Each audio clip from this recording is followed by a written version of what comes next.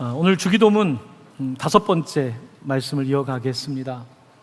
주님이 가르쳐주신 기도, 이렇게 기도하라. 그 기도의 시작은 우리 아버지입니다. 여러분, 아버지를 요즘 더 많이 부르고 계십니까? 아버지를 부른다는 것, 여러분한테 어떤 의미입니까? 아버지를 부를 때마다 우리는 나 중심에서 아버지 중심으로 계속해서 삶을 전환시킬 수가 있습니다. 이 주기도문에는 6개의 청원이 있습니다. 6개의 간구가 있습니다. 그 중에 3번의 간구는 아버지를 중심으로 한 간구입니다. 아버지의 이름이 거룩히 여김을 받으시며 아버지의 나라가 오게 하시며 아버지의 뜻이 하늘에서와 같이 땅에서도 이루어지게 해달라는 아버지에게 집중하고 있는 3번의 간구가 있고요. 그 다음 나머지 3번은 우리를 위한 간구입니다. 이 땅을 살아가는 우리를 위한 간절한 3가지의 간구가 있는데 그 중에서 첫 번째가 오늘 우리가 함께 나누는 일용할 양식을 주시옵고 라고 하는 바로 우리를 위한 간구입니다. 여러분, 일용할 양식을 얻기 위해서 여러분은 내일도 출근을 하셔야 되고 정말 일하지 않으면 우리가 살 수 없습니다. 양식이라고 하는 것은 너무나 소중합니다. 우리 주님께서는 이 땅에 오셔서 이슬만 먹고 사신 분이 아닙니다. 우리처럼 배고픔도 아시고 목마름도 아시고 피곤함도 아시고 모든 것들을 이해하시는 우리 주님께서는 인간이 살아가면서 가장 필요한 것 중에 하나인 일용할 양식을 달라는 기도를 드리셨습니다. 이 양식을 위해서 살아가는 것이 정말 힘들지만 우리는 그렇게 살 수밖에 없죠. 창세기 3장 19절은 이렇게 말씀하고 있습니다. 내가 흙으로 돌아갈 때까지 얼굴에 땀을 흘려야 먹을 것이 먹으리니, 이 얘기를 다르게 말하면 죽을 때까지 일해야 된다는 이야기입니다. 말씀을 보면서 죽을 때까지 일해야 된다, 이 말씀을 볼 때 어떻습니까? 우리가 양식을 위해서 평생 일하는 것이 사실은 우리에게 주어진 어찌 보면 과제인 겁니다. 양식을 위해서, 사실은 먹고 살기 위해서 일한다, 먹고 살기 위해 일해야 되나 하지만 그것이 우리에게 주어진 하나님께서 주신 인생의 길인 것입니다. 제가 이번 한 주간 가족 휴가를 좀 다녀왔습니다. 이제 자녀들 데리고 일본 선교센터, 저희들 딜라이트 하우스를 방문하고 그래서 여행도 하고 또 주변도 같이 보면서 그런 시간을 보냈는데요. 제가 이제 그곳에 밤 11시쯤에 도착을 했습니다. 그래서 저희가 있는 그 아키시마역, 동경역에서부터 1시간 이상 전철로 떨어진 곳인데 거기에 내렸는데 11시 이후에 이 짐을 들고 1km 이상을 역곡역보다 더 먼데 거기까지 가기가 어려워서 처음으로 택시를 타봤어요. 그러니까 기본 요금이 500엔이더라고요. 500원이면 한 4천 몇백 원 되는 거죠. 그래서 이제 기본 요금에서 조금 더 나오는 거리인데 이제 그 택시를 타는데 그 운전하시는 분이 거의 한 80 정도 돼 보이시더라고요. 뭐 정확히는 모르겠습니다만. 그래서 저희들이 이제 주소를 구글 맵을 가지고 가서 이렇게 발음을 하는데 이 발음을 못 알아듣잖아요. 영어로 보여드리는데 또 영어를 못 알아보시더라고요. 택시를 타고 갈 수가 없는 거예요. 그래서 일본을 방문하면서 진짜 현실적으로 지금은 70대, 80대 분들이 일을 할 수밖에 없구나. 우리 일본 이야기 많이 듣지 않습니까? 우리도 마찬가지죠. 그러니까 택시 운전하시는 분들이 대부분 연세들이 많으시더라고요. 분명히 우리가 지금 살아가는 세상은 계속 일을 할 수밖에 없는 상황인 것 같습니다. 70이 넘어가도 80이 넘어가도 이제 경제적으로 어떤 보장이 어려운 시대를 살면서 그 가운데 건강하지 못하면 어떻게 살아갈까? 여기에 대한 두려움이 많이 생겨나는 거죠. 성경은 우리가 평생 일한다는 것에 대해서, 평생 노동의 개념에 대해서 굉장히 생소한 것이 아니라 어떻게 보면 당연하다고 말씀하고 있는 겁니다. 우리가 그냥 아르바이트 한다 그러죠. 아르바이트는 사실 독일 말입니다. 일한다 뜻이죠. 아르바이트. 평생 아르바이트를 해야 되는, 평생 일을 해야 되는 시대를 맞이한 것도 사실입니다.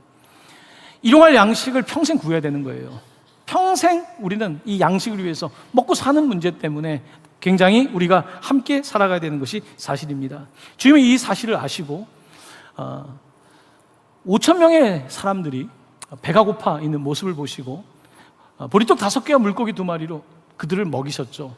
목자 없는 양 같은 그들을 보면서 안타까워하셨습니다. 우리 주님은 우리를 바라보시면서 우리의 고통을 아시는 겁니다. 우리의 수고를 알고 계십니다. 오늘도 출근해야 되고 내일도 출근해야 되고 그 가운데 이 땅을 최선을 다해 살아가는 그 상황을 알고 계시면서 주님이 그 기도를 하라고 하신 것입니다. 자, 그럼 매일 양식을 구하며 기도한다는 것은 어떤 뜻인가? 제가 이제 미국에서 방문 상담사로 일을 할 때가 있었습니다. 남미에서 온 그 중학생 아이를 상담하기 때문에 그 가정을 방문했었는데요.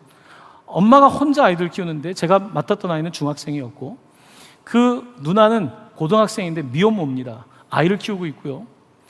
그 집의 가장 큰 어려움은 20살짜리 형이었습니다. 마약을 하는 사람이었고요. 그리고 늘 술에 찌들어 있고 담배 피고 바지는 항상 한 반쯤 내려 있고 오면 그냥 정신없는 친구. 그 형이 그 집에 있기 때문에 그 집에 문제가 해결이 안 돼요. 근데 이 친구가 하루 종일 하는 게 뭐냐면 엄마 뒤를 쫓아다니면서 $20, $20 달라는 거예요. 제가 갈 때마다 그 모습을 봐요. $20. 상담이 끝날 때쯤 되면요, 엄마가 결국은 $20를 주고 말더라고요. 엄마한테 늘 $20를 자기가 맡긴 것도 아닌데 맨날 $20. 우리가 하나님께 나아갈 때요, 매일 양식을 구한다는 것이 어떤 뜻일까요? 하나님 주세요. 맡겨놓은 거 있으니까 달라. 그런 기도일까요? 일용할 양식을 달라는 것이 그냥 저 주세요. 그런 기도는 아닐 거예요. 제가 그 어머니한테 그렇게 하면 안 됩니다. 자녀가 아무리 힘들어도 절대 주시면 안 됩니다. 바른 방법을 찾아봅시다. 이야기를 해도 그 어머니는 계속 지는 거예요. 여러분, 아버지 입장에서 자녀가 $20를 달라고 할 때 그 줄 수 있어요. 근데 그것을 주는 것이 이 아이에게 정답은 아니지 않습니까? 우리가 하나님께 나아가서 기도할 때, 하나님 달라고 기도할 때 하나님 주세요. 이것도 주세요. give me 주세요. 이게 기도 맞아요. 하지만 하나님께 기도할 때에 $20를 주세요. 이게 중요하지 않다는 것이 아니라 하나님께 우리가 더 간구할 때는 더 $20를 달라고 기도할 게 아니라 내가 뭔가 애를 쓰고 수고하면서 하나님 내가 $20를 벌게 해주세요. 내가 $20 아니 $200를 벌 수 있게 해주세요. 우리의 기도는 이게 그냥 달라는 것이 아니라 우리에게 지혜를 주시고 능력을 주시는 그분께 간구해야 되는데 때때로 우리가 기도할 때 그냥 주세요 그렇게 기도할 수 있다는 사실입니다. 오늘 예수님의 일용할 양식을 달라는 기도는요, 그냥 $20 맡겨놓은 것을 달라는 기도가 아닙니다. 열심히 이 땅을 살아가면서 열심히 수고하면서 하나님께 일용할 양식을 달라고 기도하라는 것입니다.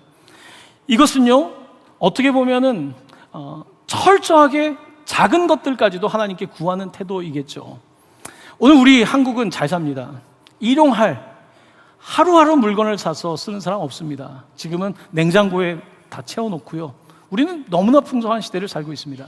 네팔 같은 곳만 가도요, 냉장고 있는 집이 많이 없거든요. 그런 집들은 어떻습니까? 냉장고가 없으니까 그냥 하루 살 것을 쓰는 거죠. 성경에 나와 있는 일용할이란 뜻은요, 그 당시에 여자분이, 엄마가 그 가정을 위해서 하루 꼭 필요한 것을 뜻할 때 그걸 일용할이라고 쓰는 거예요. 그러니까 꼭 필요한 게 뭘까요? 양식이 있을 거고요, 땔감이 있을 거고요, 아이가 아프면 약을 사야 되겠죠. 이게 일용할이라는 뜻이에요. 오늘 우리 사회는 일용하다는 말보다는 하나님 앞으로 1년, 10년, 20년 좀 쌓아놓고 살 수 있게 해주세요. 우리 오히려 그런 기도를 드리잖아요. 그러니까 일용할이라는 의미가 많이 퇴색된 것이 사실입니다. 저만 해도 배고픈 걸 모르는 세대죠. 하지만 우리보다 조금만 더, 저보다 선배들, 우리 부모님 세대로 가면 일용할 양식이 무엇인지 너무나 뼈저리게 알고 있죠. 한 끼 쌀을 사서 먹을 때가 있었잖아요. 여기 계신 분들 중에 그런 분들 계셨잖아요. 저도 이제 어릴 때 그런 이야기를 많이 들었어요. 처음에 부모님이 목회할 때, 시작할 때는 좀 먹을 것이 없어서 하루 쌀을 사서 하는데, 또 어릴 때 우유를 사서 젖이 안 나오니까 먹여야 되는데 우유도 못 먹이고, 그래가지고 이제 밥을 해가지고 그 물을 마시게, 우유를 마시게 해야 되는데, 그때 그 얘기를 듣는데 제가 좀 마음이 상하더라고요. 그때 우유를 먹었으면 내가 많이 키가 컸을 텐데 너무 가난해가지고 내가 그런 생각이 들었다가 저희 어머니를 또 보니까 이 키가 많네 라는 또 생각이 들기도 하고, 하여튼 원인을 잘 모르겠지만 일용할 양식이라고 하는 것은 분명히 누군가한테는 정말 가슴 아픈 이야기인 거죠. 우리 교회 지금 이 자리에도 계십니다만 북에서 오신 형제자매들 많아요. 일용할 양식이 뭔지 그분들 알아요. 지금도 가족을 생각하면 이야기하다가도 우시죠. 일용할 양식. 예수님께서는 일용할 양식에 대해서 분명히 우리의 아픔을 아시고 일용할 양식을 위해서 기도하라고 말씀하신 것입니다. 일용할이란 분명히 구체적인 걸 말하는 거예요. 그러니까 주기도문은 하나님의 이름, 거룩한 나라, 하나님의 뜻만을 위한 게 아닙니다. 그 다음 기도는 굉장히 구체적인 기도예요. 구체적인 하나님 일용할 양식을 주십시오. 약을 주십시오. 나에게 직장을 주십시오. 내가 정말 반찬을 살 수 있게 해주시고, 그 기도인 거거든요.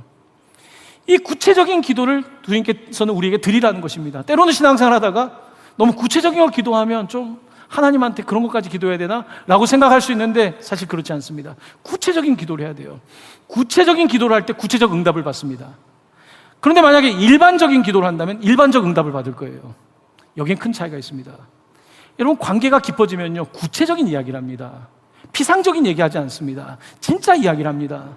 친하지 않으면 일반적인 얘기를 해요. 일반적인 걸 구하는 거예요. 하나님께 기도할 때 왜 일반적인 것만 구합니까? 하나님께서는 오늘 우리에게 구체적인 기도를 하라는 거예요. 구체적으로. 내가 직장 생활을 하면서 지금 현재 구체적인 것을 구해야 돼요. 하나님, 내가 이 분야에서 내가 이걸 더 잘할 수 있게 해달라고 하고, 내가 이 분야에서 열심히 해서 좀 더 프로모션이 되게 해달라고 기도해야 되고요. 내가 자녀를 위해서 기도할 때 내 자녀의 재능을 찾게 해달라고 기도하고, 이 재능을 위해서 이 아이가 기죽지 않고 가게 해달라고, 이 아이가 매일 양식을 구할 수 있는 아이가 되게 해달라고, 매일 양식뿐만 아니라 먹일 수만 있다면 100명, 1000명, 5000명 우리 주님이 먹이셨던 것처럼 먹일 수 있는 아이가 되게 해달라고 구체적으로 기도해야 되는 거예요. 그래야 구체적인 응답을 받습니다. 사랑하는 성도 여러분, 일반적으로 기도하면 일반적 응답을 받습니다. 구체적으로 기도하면 구체적인 응답을 받습니다. 여러분들이 구체적으로 기도할 수 있길 바랍니다. 일용할 양식이라는 말을 할 때 양식만이 아니라 구체적인 기도를 들으시면서 응답 받으실 수 있길 바랍니다. 자, 오늘 이 기도를 보면요, 우리에게 일용할 양식을 달라는 기도입니다. 나만 잘 먹고 잘 사는 기도가 아닙니다. 주기도문은 우리에게 일용할 양식을 달라는 기도입니다. 이스라엘에게 우리에게 일용할 양식이란 것은 어떤 뜻일까요? 이스라엘은 애굽의 노예로 살았던 사람들입니다. 그곳에서 먹고 사는 게 얼마나 어려웠습니까? 피라미드, 그 누가 세웠습니까? 히브리 노예들과 노예들이 만든 거예요. 그 엄청난 일들을 하면서 먹고 살았어요. 노동에 시달리면서 그렇게 산 거예요. 자, 그들에게 일용할 양식 겨우겨우 살았던 사람들 아닙니까? 자, 그런데 그들이 어떡합니까? 출애굽을 합니다. 도대체 광야에서 우리에게 일용할 양식을 달라 그러면 도대체 어떻게 먹고 살까요? 애굽의 나일강은 농사하기 제일 좋은 땅입니다. 나일강은 비옥한 땅이에요. 거기서는 일용할 양식이 있었어요. 신이 주는 줄 알고 사람들은 그렇게 살았단 말입니다. 그런데 도대체 광야에서 우리에게 일용할 양식을 달라고 할 때 이게 가능하겠습니까? 그럼 도대체 우리는 몇 명이나 됐을까요? 성경을 보면 민수기는 영어로는 numbers라고 되어 있습니다. 사람의 숫자를 세는 대목이 계속 등장해요. 민수기에 출애굽을 한 사람의 숫자가 이렇게 기록되어 있습니다. 민수기 1장 46절입니다. 계수된 자와 총계는 60만 3,550명이었더라. 60만 명이었다는 거예요. 자, 그런데 그로부터 430년 전 그 야곱의 아들들이, 그 자녀들이 기근 때문에 애굽으로 이민을 오잖아요. 그때 68명의 남자들이 왔다고 되어 있습니다. 그럼 430년 동안에 60만으로 늘어났다는 게 여러분 쉽게 이해가 되지 않죠? 어떻게 인구가 그렇게 늘어날까? 그러니까 여기에 대한 논쟁이 있는 거예요. 진짜로 이게 60만 명이냐? 이게 도대체 몇 명이냐?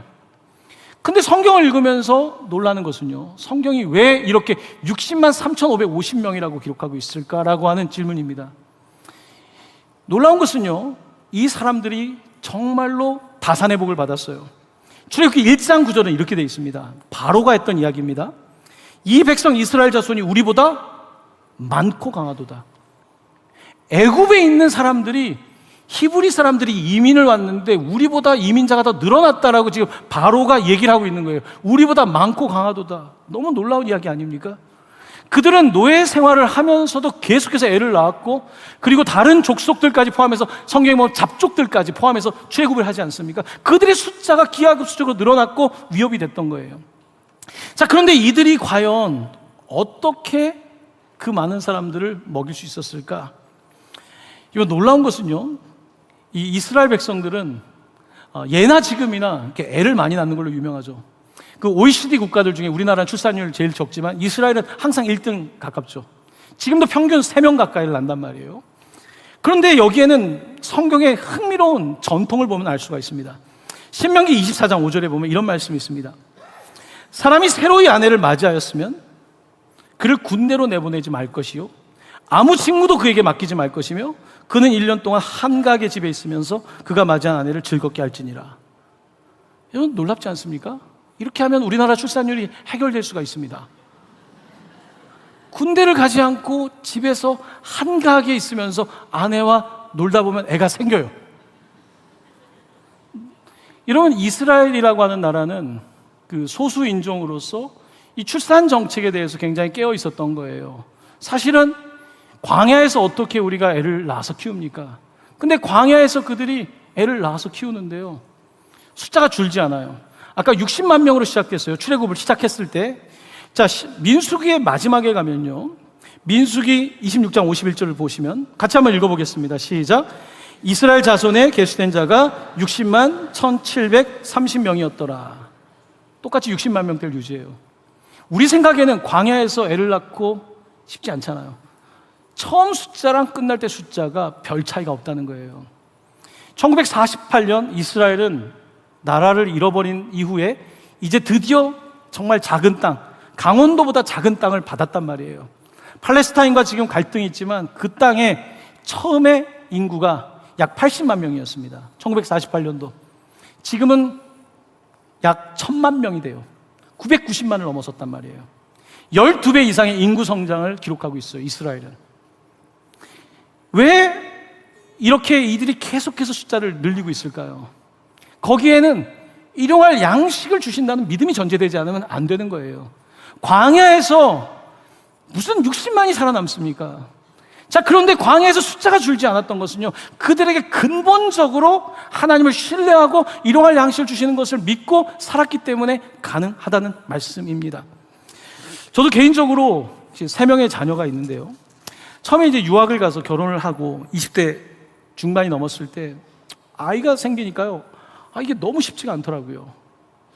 아이를 키우면서 주말마다 사역을 해야 되는데 매주 2시간씩 운전을 하고 가야 되는데요.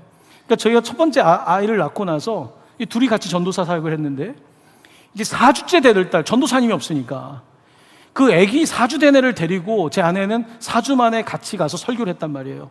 그러니까 이게 쉬운 게 아닌 거예요. 수시간을 운전해서 가가지고 이 사역을 하는데, 처음에는 많이 아이를 갖고 싶었는데 7년 동안 둘째를 안 가졌어요.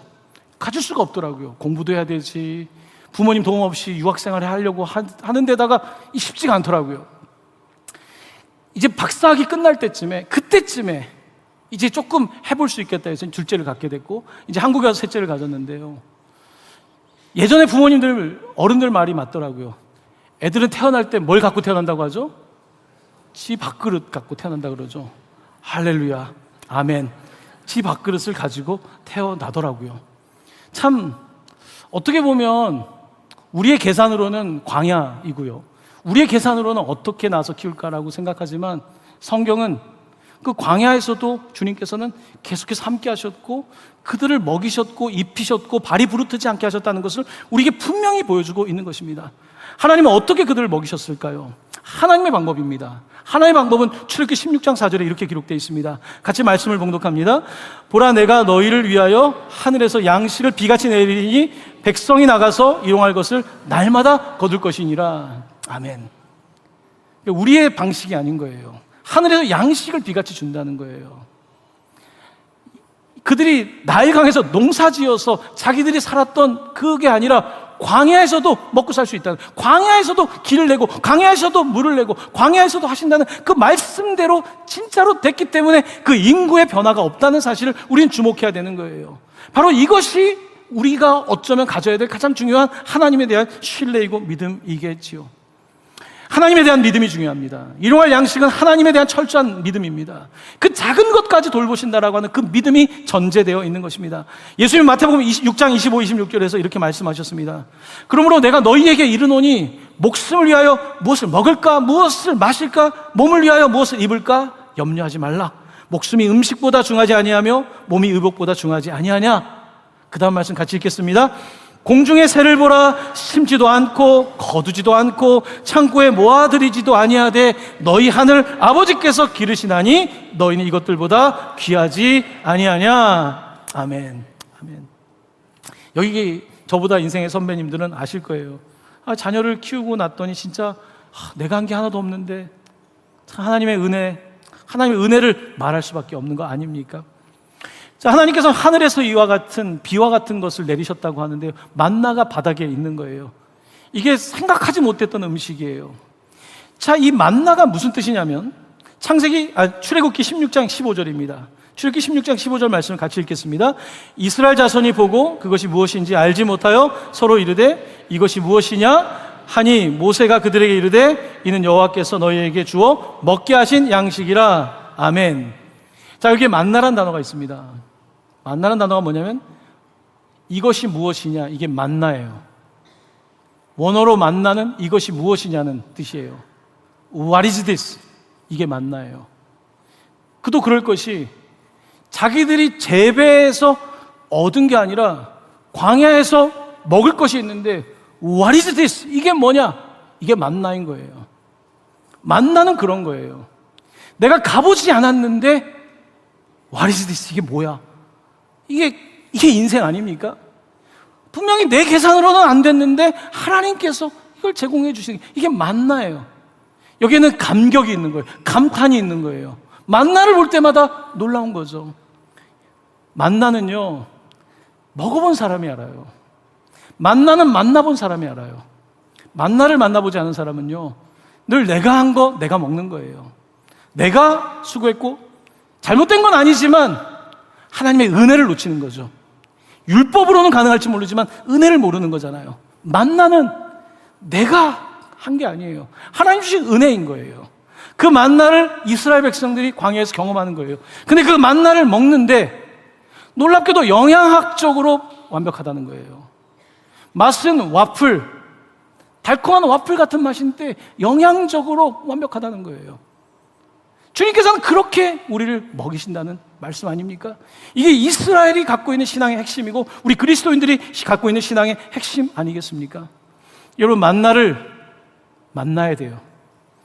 반드시 만나를 만나야 돼요. 만나를 만나는 것이 곧 은혜인 것 아니겠습니까?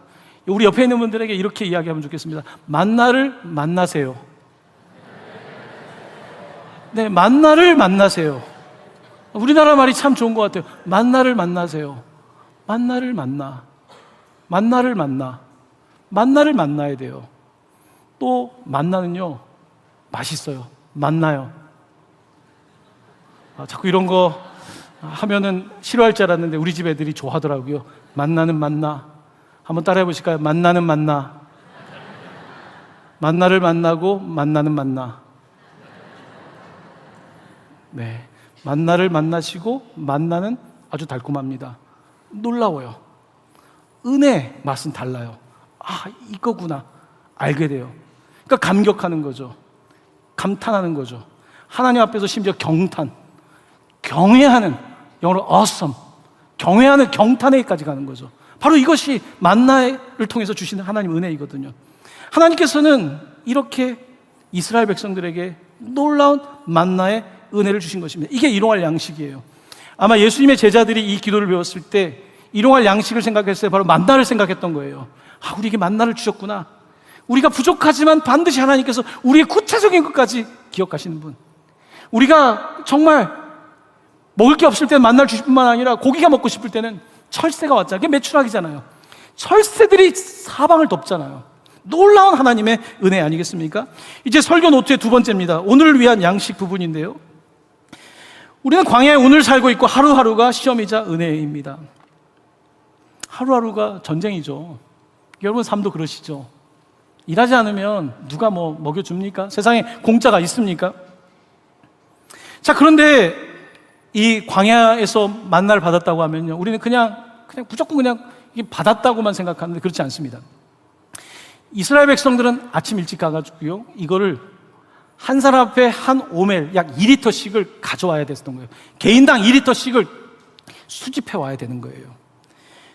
데살로니가 후서 3장 10절 이렇게 말씀합니다. 누구든지 일하기 싫어하거든 먹지도 말게 하라. 만나는 그냥 주신 게 아니에요. 주셨지만 가서 가져와야 되는 거예요. 우리가 함께 노동해야 되는 거예요. 바로 광야 생활을 통해서 하나님께서 만나를 제공하셨지만 각자에게 그런 노동의 역할을 주신 것입니다. 신명기 8장 3절입니다. 이 일을 통해서 하나님께서는 놀라운 은혜를 주셨는데요. 같이 말씀을 봉독합니다.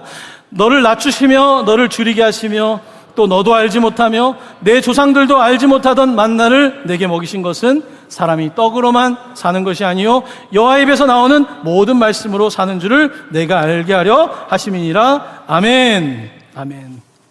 이 만나를 주심으로 말미암아 그 더 큰 은혜, 말씀의 은혜를 알게 하신 겁니다. 사람은 먹는 대로 커요. 보니까 자녀들한테 고기를 많이 먹이니까 애들이 확실히 크더라고요. 먹이는 대로 커요. 뭐 그런 이야기를 하더라고요. 일본은 남기는 게 죄거든요. 그러니까 양을 조금 주잖아요.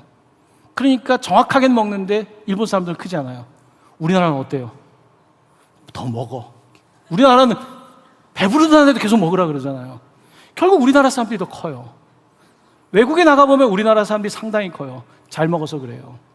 무엇을 먹느냐가 결정하는 거예요.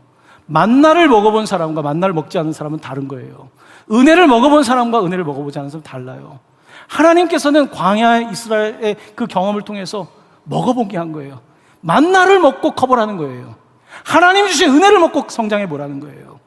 내가 계산한 것 이상의 은혜를 받아 먹고 자랐을 때 이게 은혜의 자녀가 될 거 아닙니까? 하나님께서는 너희들이 때로는 줄이고 너희들이 되고 불편하기도 하고 이 광야 생활이지만 내가 너희들을 먹이는데 이것을 통해서 너희들이 내 백성이 될 거다. 주님께서는 그렇게 놀라운 은혜를 주셨고 그들을 하나님의 자녀로 삼아주신 것입니다.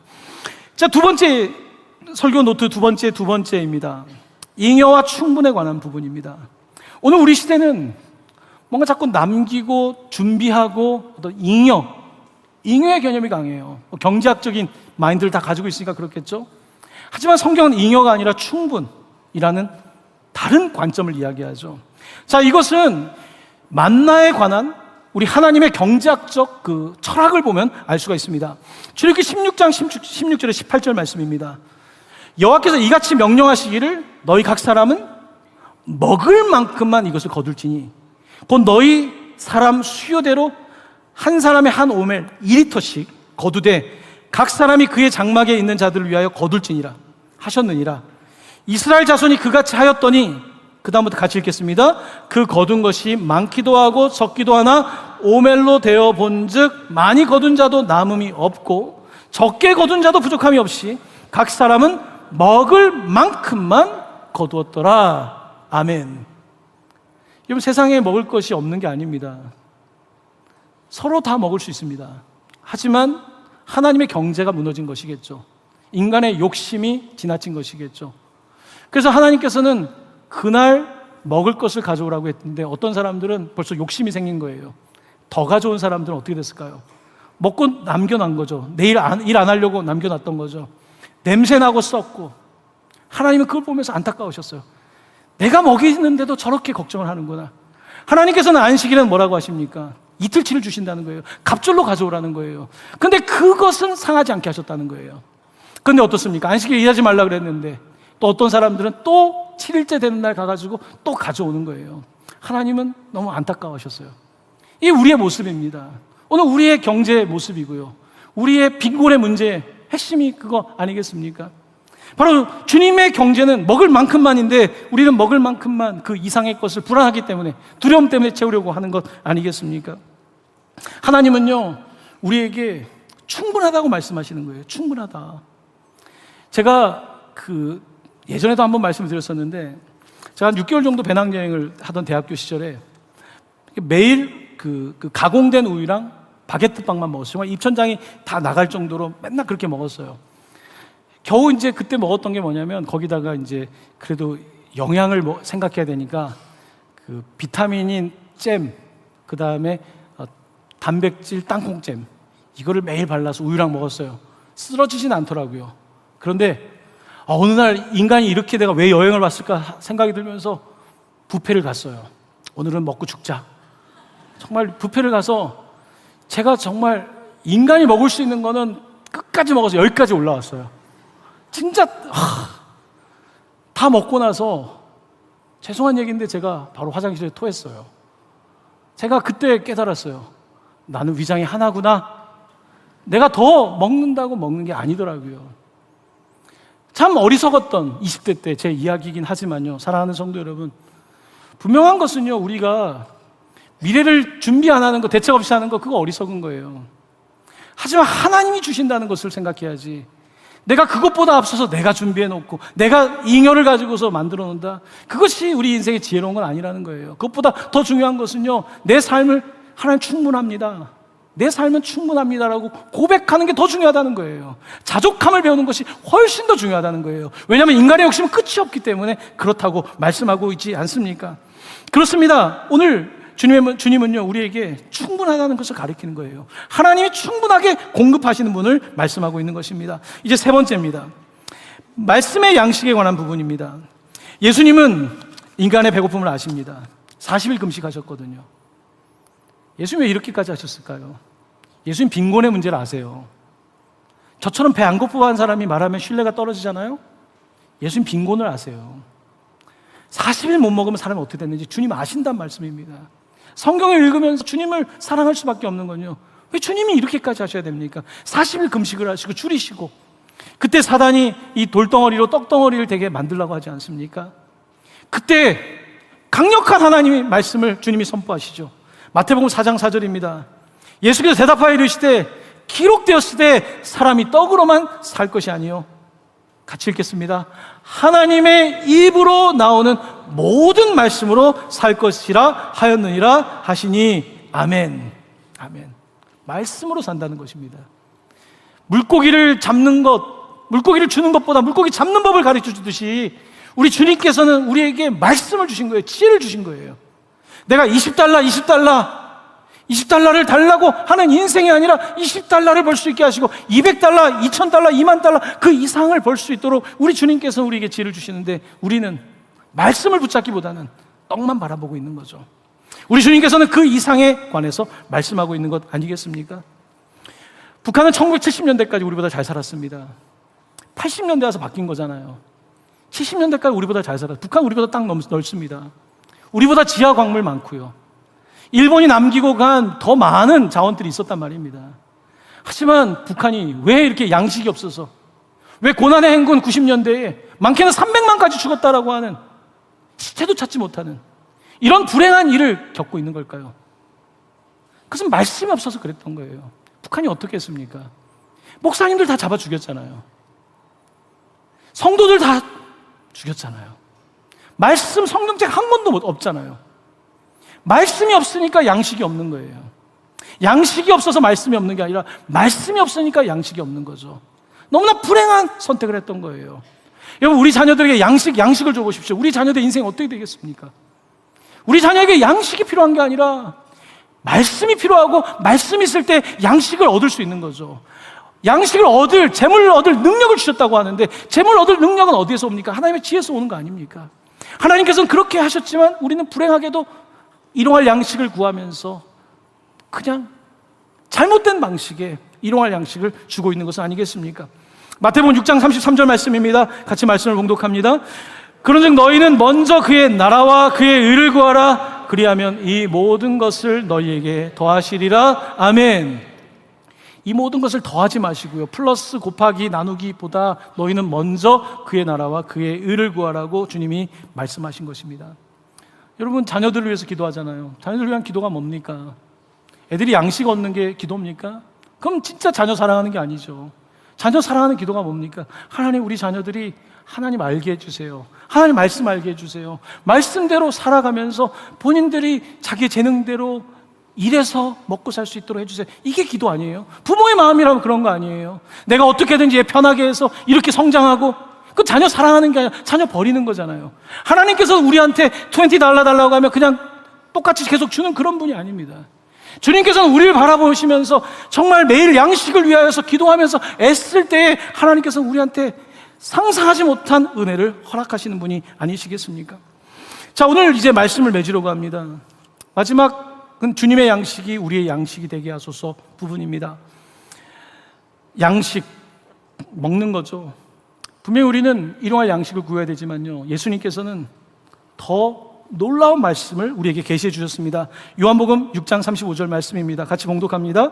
예수께서 이르시되 나는 생명의 떡이니 내게 오는 자는 결코 줄이지 아니할 터이요 나를 믿는 자는 영원히 목마르지 아니하리라. 아멘. I am the bread of life. 나는 생명의 떡이다 라고 말씀하셨습니다. 일용할 양식은 있다가 사라지지만 내가 생명의 떡이다, 내가 참 떡이다, 내가 참 음료다.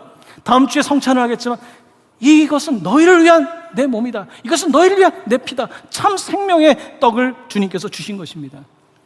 이스라엘 백성들은 광야 생활을 하면서 성막을 만들었고 안식일이 되면 그 전에 그곳에 진설병이라는 것을 주님께 드렸어요. 그 빵을 구워가지고 각 구운 빵을 주님께 올려드린 거죠. 그 진설병을 일컬어서 Bread of Presence라고 합니다. Bread of Presence 뭡니까? 임재의 떡, 임재의 빵.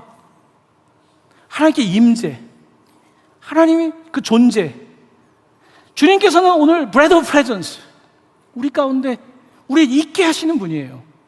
그가 우리에게 Presence, 그가 우리에게 있게 하시는 분, 우리를 살게 하시는 분, 그가 바로 생명의 떡이거든요. 근데 우리는 어떻습니까? 이 떡은 제쳐놓고 내가 어떻게든지 떡을 구해서 살아보려고 하지 않습니까? 하지만 주님께서는 5,000명을 먹이시고요, 주님께서는 자기의 생명을 십자가에 주심으로 말미암아 우리를 모두 먹이시고요, 우리에게 도대체 감당할 수 없는 만나의 은혜를 날마다 주시는 분, 바로 그분이 우리 주님 아니시겠습니까? 주님께서는 이 땅에 오셔서 양식 때문에 인간들이 고생한다는 사실을 알고 있으면서도요, 주님은 자신의 양식에 대해서 이렇게 말씀하셨습니다. 요한복음 4장 34절입니다. 같이 봉독합니다. 나의 양식은 나를 보내신 이의 뜻을 행하며 그의 일을 온전히 이루는 이것이니라. 아멘. 이 말씀은요, 사마리아 여인 우물가에서 만났을 때 이제 그 여인한테 냉수 한 잔 달라고 하잖아요. 그 더위에 시장한데 물 한 모금 겨우 마시고 그 여인과 대화하시고 상담하시고 말씀을 주시고 고쳐주시고, 그 사이에 제자들은 음식 먹으러 가서 음식 구해가지고 왔어요. 그때 제자들이 묻죠. 선생님 배고프시죠? 시장하시죠? 그때 하신 말씀이에요. 얘들아, 내 양식은 나를 보내신 이의 뜻을 행하는 거, 그의 일을 온전히 행하는 거. 이 사마리아 여인, 이 여인 한 명이 살아나는 게 내 양식이야. 나는 그것만 봐도 배가 부르고, 죽었다가 살아나는 이 한 자매, 그리고 그 가족, 이걸 볼 때 주님이 이게 내 양식이라고 말씀하신 거예요. 주님에게 양식은 배고픔을 몰라서가 아니라 더 높은 양식, 주님의 양식은 바로 아버지의 뜻을 구하는 것, 이것이 내 양식이라고 말씀하셨습니다. 요한복음 6장 20절에서 27절에 주님은 이렇게 말씀하십니다. 말씀을 봉독합니다. 썩을 양식을 위하여 일하지 말고 영생하도록 있는 양식을 위하여 하라. 아멘. 아멘. 양식이 부족하지 않습니다. 오늘 우리에게 진짜 양식은 무엇일까요? 바로 아버지의 뜻을 따라 사는 것입니다. 우리의 인생이 단지 먹고 사는 것만 중요하지 않은 게 아닙니다. 하찮은 일이 아닙니다. 자식 키우는 거 너무 중요한 일이고 다 중요하지만요, 우리의 인생의 목적이 단지 거기에서 끝난다면 우린 너무 서글픈 인생일 거예요.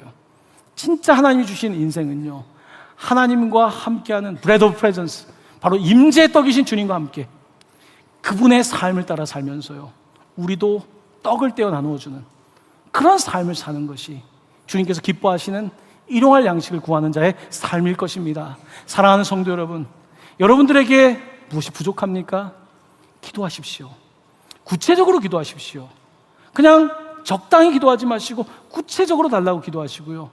여러분, 기도할 수 있다면 하나님, 나도 5,000명을 먹일 수 있도록, 하나님, 나도 그렇게 누군가에게 줄 수 있는 사람이 되게 해달라고 기도하십시오. 여러분의 자녀가 그렇게 될 수 있게 해달라고 기도하십시오. 그렇게 하려면요, 떡이 많은 것보다 내가 왜 떡을 벌어야 되는가, 내가 왜 돈이 있어야 되는가, 여기에 대해서 명확한 방향이 더 중요할 것입니다. 사랑하는 성도 여러분, 일용할 양식을 구하십시오. 구체적으로 구하십시오. 구체적으로 응답받기를 바랍니다. 여러분이 응답을 받고 가정이 응답받기를 원합니다. 우리 교회가 일용할 양식을 구할 뿐만 아니라 일용할 양식을 줄 수 있는 그러한 복된 선교적 교회 될 수 있기를 예수님의 이름으로 간절히 축원합니다. 아멘. 이 시간 함께 찬양 드리기를 원합니다.